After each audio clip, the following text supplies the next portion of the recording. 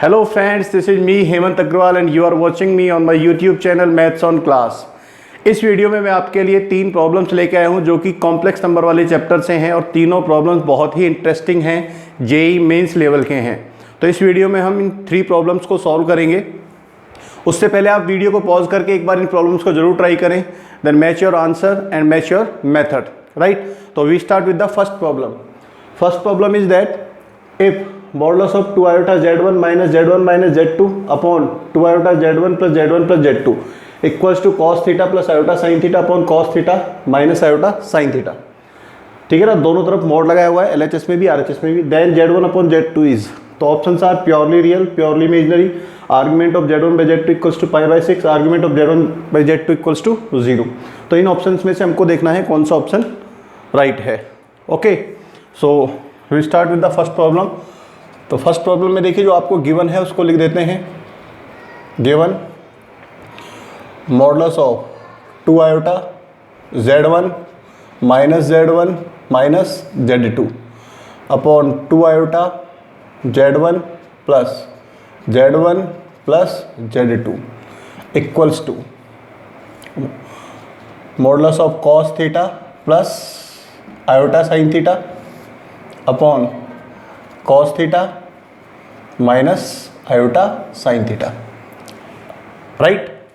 इन दोनों में से आप देखिए एक बार माइनस कॉमन ले लें, माइनस कॉमन लेंगे तो क्या बनेगा ये z1 प्लस z2, राइट। तो सबसे पहले इसमें हम मॉडुलस की एक प्रॉपर्टी यूज़ करेंगे। मॉडुलस की कौन सी प्रॉपर्टी यूज़ करेंगे, देखिए यहाँ लिख देता हूँ मैं।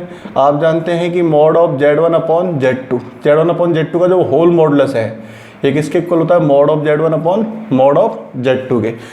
मीन्स न्यूमरेटर डिनोमिनेटर का जो मॉडुलस है वो सेपरेट किया जा सकता है। तो यहाँ पे हम इस वाली प्रॉपर्टी को यूज़ करेंगे। तो न्यूमरेटर डिनोमिनेटर का जो मॉडुलस है वो हमने सेपरेट कर दिया, राइट। अब इधर राइट साइड में क्या होगा, देखो mod of cos theta plus iota sine theta, इसका जो मॉडुलस है वो कितना होगा, under root of cos square theta plus sine square theta, that is 1। तो इसका जो मॉडुलस है वो 1 हो गया। In similar way modulus of this will B also 1। तो 1 अपॉन 1 कितना हुआ, 1, ठीक है। तो कंडीशन हो गई 2 iota z minus z1 plus z2 upon 2 iota z1 plus z1 plus z2, right. चलिए अब इसको और सॉल्व करते हैं। आगे देखिए ये जो 2 कॉम्प्लेक्स नंबर लिखे हुए मॉडुलस के अंदर, ये कॉम्प्लेक्स नंबर और ये कॉम्प्लेक्स नंबर, अगर मैं थोड़ा सा आपका ऑब्जर्वेशन ठीक है तो आपको पता लग रहा है कि इसमें केवल माइनस साइन और प्लस साइन का ही डिफरेंस है। बाकी माइनस से पहले इधर 2 iota z है, z1 है, सॉरी इधर 2 iota z1 है, इधर z1 प्लस z2, इधर क्या है z1 प्लस z2, ठीक है।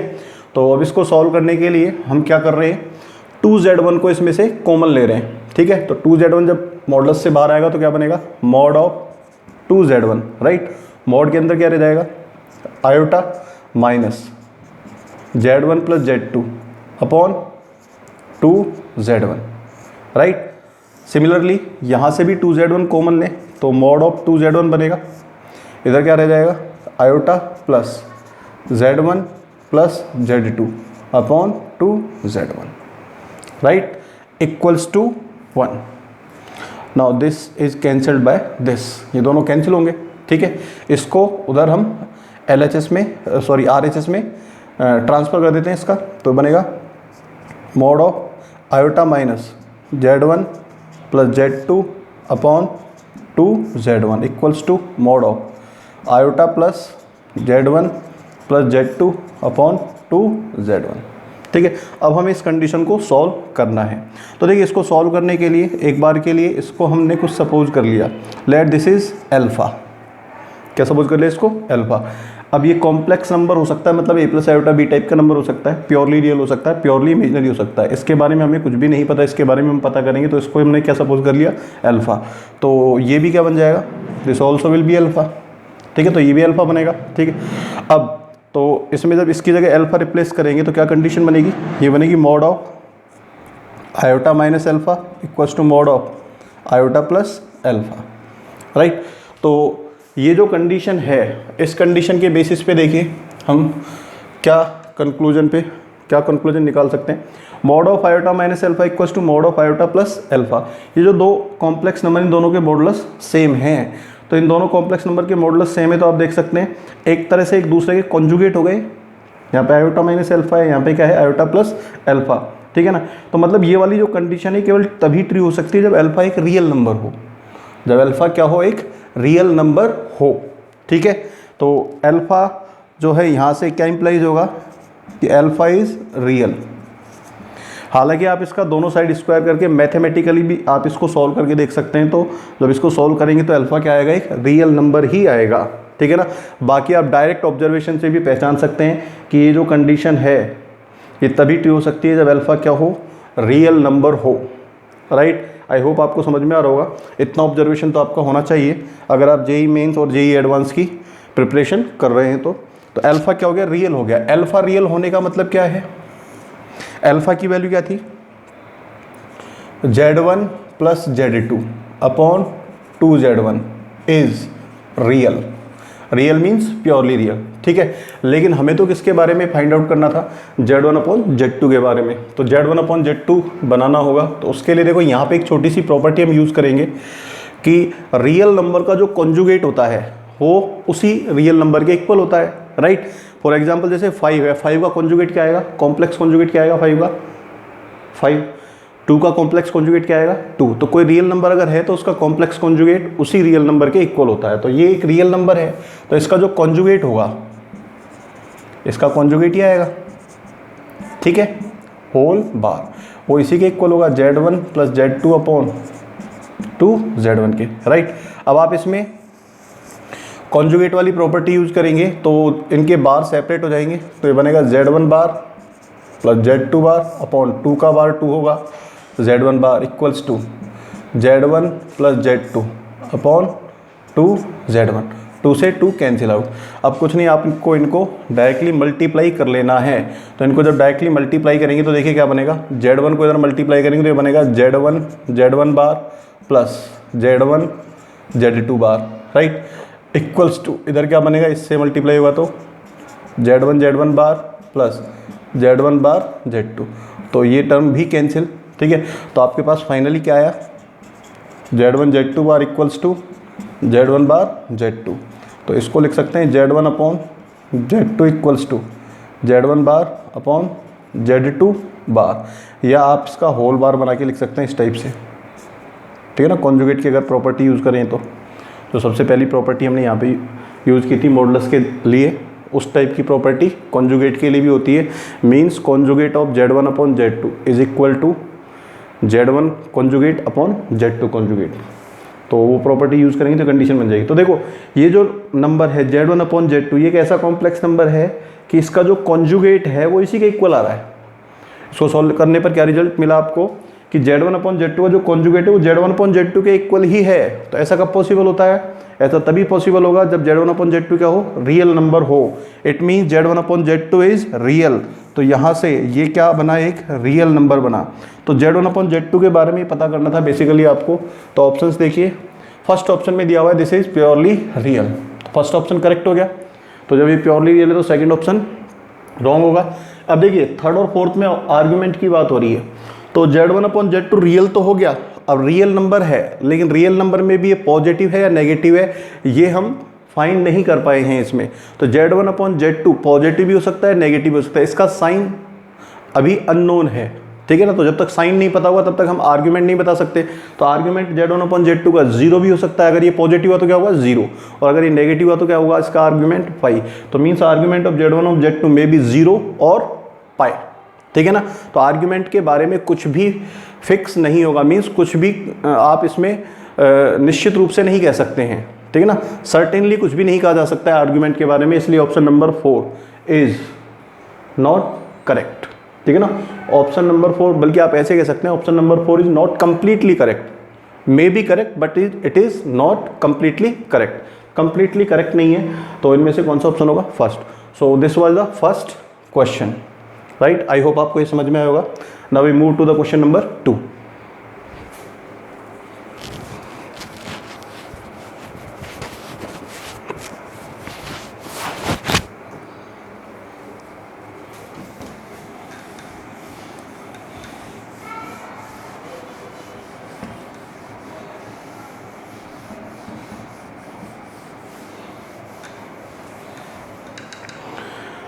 देखिए in question number 2 what is given, if mod of z1 equals to 1, mod of z2 equals to 2, mod of z3 equals to 3 and mod of 9z1 z2 plus 4z1 z3 plus z2 z3 equals to 12, then value of mod of z1 plus z2 plus z3, आपको ये वाली value calculate करनी है, right.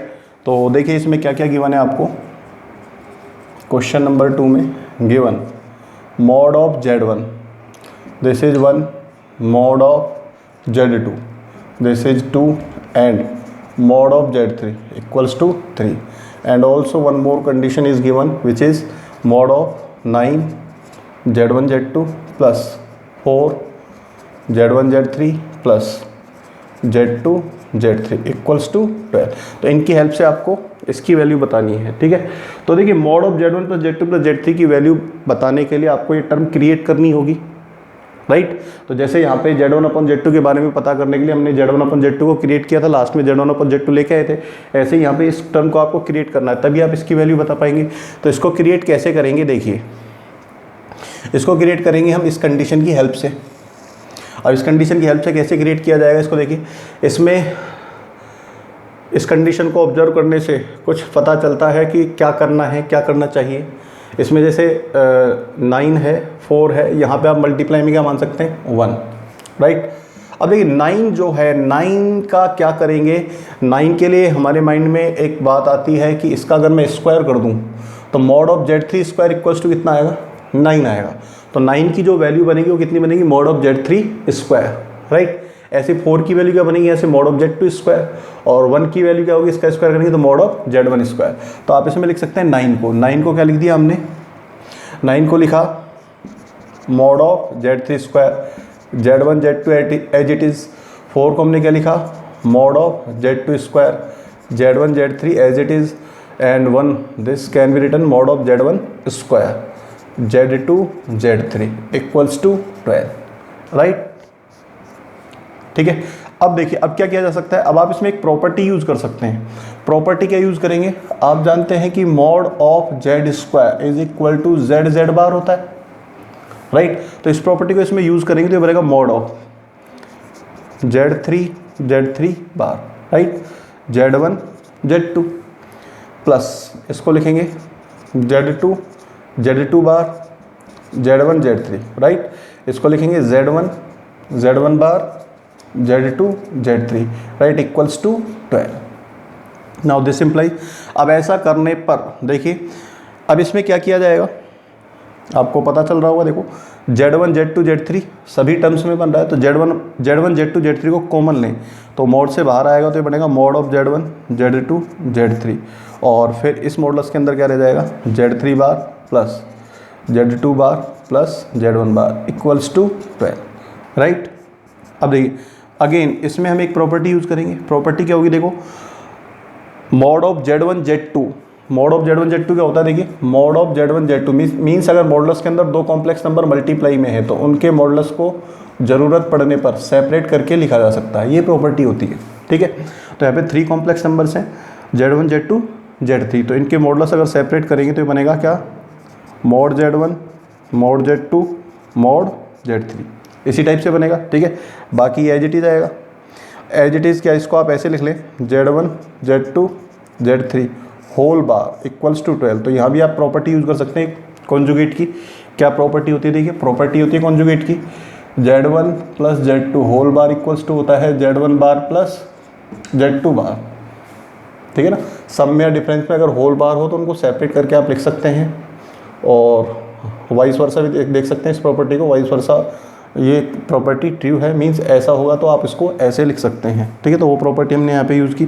अब देखिए ये जो value है कितनी बनेगी, 6, कितनी बनेगी 6 से कैंसिल होगा 2 टाइम्स, तो क्या बन गया, mod of z1 plus z2 plus z3 whole bar equals to 2, right.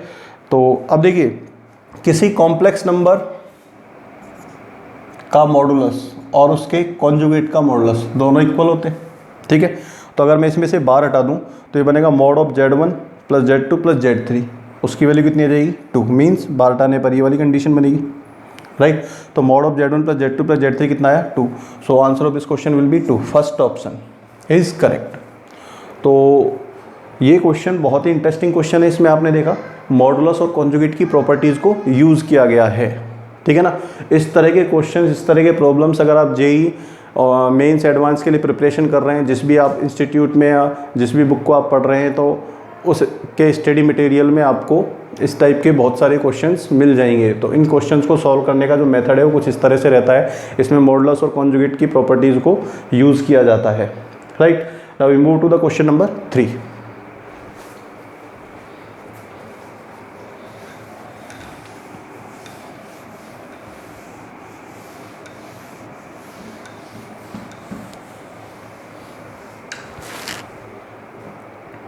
तो ये क्वेश्चन नंबर 3 है। If mod of z minus 3 iota less than equals to √5 then maximum value of this is. तो आपको इसकी मैक्सिमम वैल्यू निकालनी है, ठीक है ना। तो इस तरह के क्वेश्चंस की काफ़ी प्रैक्टिस करवाई जाती है जब आप कॉम्प्लेक्स नंबर चैप्टर पढ़ते हैं। तो इस क्वेश्चन को हम दो तरह से अप्रोच कर सकते हैं। एक तो आपका ज्योमेट्रिकल मेथड है, ज्योमेट्री के यूज से इस क्वेश्चन को सॉल्व किया जा सकता है, और एक जो आप ट्रायंगल इनइक्वलिटी टाइप की कंडीशन पढ़ते हैं कॉम्प्लेक्स नंबर में मैक्सिमम मिनिमम फाइंड करने के लिए, उनको यूज़ करके भी इस क्वेश्चन को सॉल्व किया जा सकता है, ठीक है। तो हम ट्रायंगल इनइक्वलिटी टाइप की जो कंडीशंस हैं उनको यूज़ करेंगे इस क्वेश्चन को सॉल्व करने के लिए। देखिए क्या गिवन है आपको, given mod of z minus 3 iota less than equals to √5, right. और आपको जो मैक्सिमम वैल्यू बतानी है वो बतानी है iota z plus 1।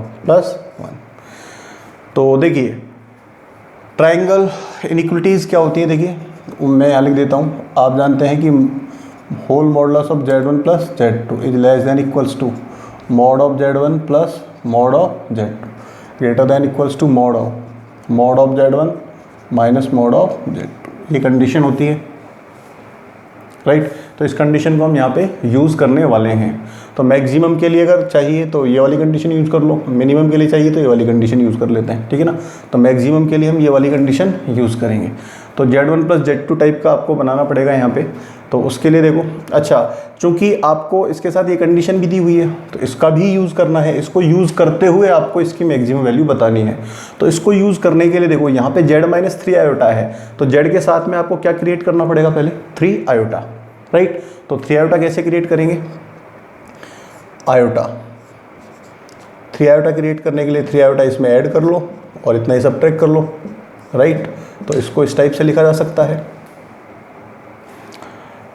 Now this is iota z minus 3 iota, ठीक है। इसको हमने आयोटा के साथ अलग कर दिया। फिर इस आयोटा को मल्टीप्लाई कर दें 3 आयोटा से, क्या बनेगा ये -3। इससे मल्टीप्लाई करेंगे तो आयोटा प्लस 1, राइट।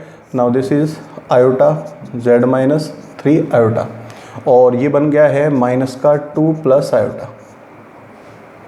अब देखिए इस आयोटा को हटाएं, ठीक है ना। आयोटा को हटाने के लिए आयोटा को मैंने कॉमन ले लिया, मीन्स मॉड से बाहर लिया, तो मॉड ऑफ आयोटा ये बनेगा z माइनस 3 आयोटा। यहाँ क्या बनेगा 2 अपॉन आयोटा। 2 अपॉन आयोटा जो है उसको आयोटा से मल्टीप्लाई डिवाइड करेंगे तो 2 अपॉन आयोटा की वैल्यू क्या आएगी, -2 आयोटा। तो ये बन जाएगा क्या, +2 आयोटा, ठीक है ना। 2 अपॉन आयोटा क्या बनेगा, -2 आयोटा। तो एक माइनस पहले से तो 2 आयोटा, और ये क्या बन जाएगा 1, राइट। तो एक बार फिर से देखो, इस वाले स्टेप को हम फिर से समझते हैं। आयोटा को कॉमन लिया तो मोड ऑफ आयोटा हो गया, ये z माइनस 3 आयोटा। इसमें से आयोटा बाहर लेंगे तो क्या बनेगा 2 अपॉन आयोटा। 2 अपॉन आयोटा जो है इसको आयोटा से मल्टीप्लाई डिवाइड करेंगे तो ऊपर क्या आएगा 2 आयोटा, नीचे कितना आएगा आयोटा स्क्वायर, दैट इज -1। क्या बन गया है -2 आयोटा। तो यहाँ पे हो जाएगा -2 आयोटा, एक माइनस साइन पहले से, तो कितना हो गया 2 आयोटा, राइट। और आयोटा कॉमन गया तो कितना बन गया 1, ठीक है। तो आयोटा की वैल्यू कितनी हो गई, आयोटा की मॉडुलस की वैल्यू कितनी हो गई 1। तो इधर ये बन गया अब z minus 3 iota plus 1 plus 2 iota,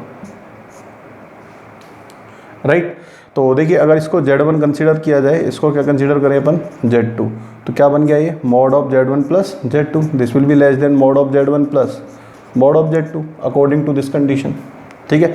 तो ये वाली जो वैल्यू है ये लेस देन इक्वल्स टू होगी किससे, मॉड ऑफ z1, मतलब mod of z minus 3 iota plus and modulus of 1 plus 2 iota.